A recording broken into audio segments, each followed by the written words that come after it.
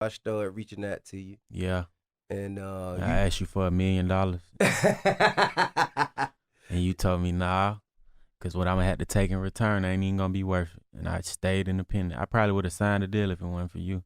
I mm, probably wouldn't even have like what I got right now for real. bruh, if I give you $1 million, I'm gonna take 10 times as much because that's just the way the game go. If you want to maintain ownership of your art and equity in your art, you got to go through those tough times in the Yeah. beginning. When I was living in Silicon Valley, they talked about 10xing. That was the first time I heard about it, about 20 years ago, back around the time that Facebook and Uber and all those guys were starting. I didn't quite understand the 10x concept. Shortly after that, I had an opportunity to join a corporation. It was a C suite level type of thing. And they were offering a really good salary. And I'm like, bet. But, as we say on the East Coast, and I was like, bet, sounds great. But I'm a negotiator. So I said, hey, let's raise up that price a little bit. Let's go and have a stronger salary. And the guy who would have become my boss said, hey, we can do that, Damon, but recognize that whatever we give you annually, we're going to expect you to bring in 10 times that in revenue. Here's the 10x again.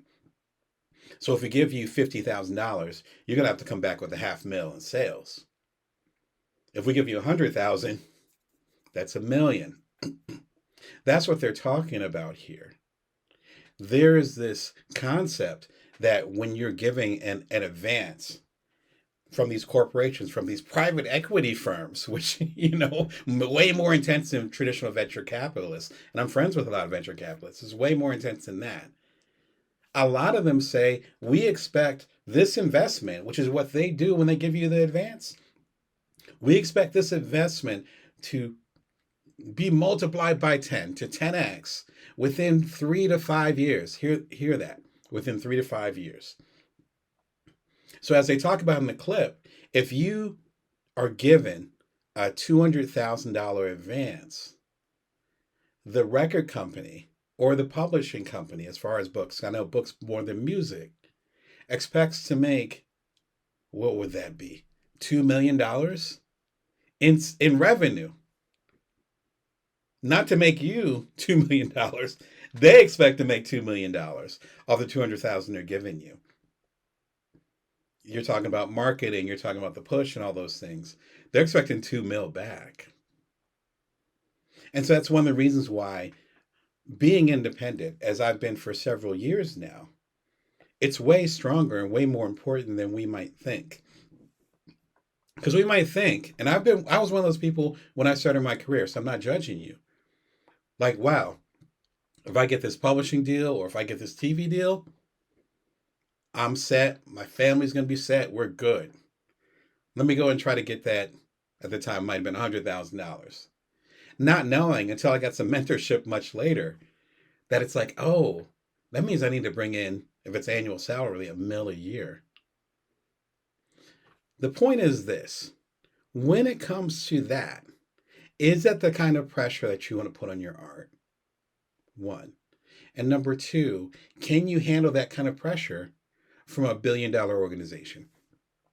There's a $1 billion organization saying, hey, we slid you $1 million.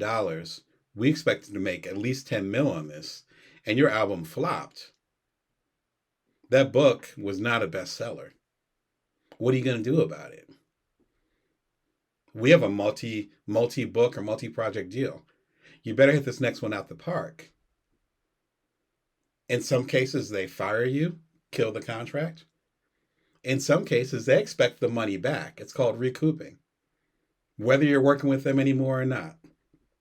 Look it up.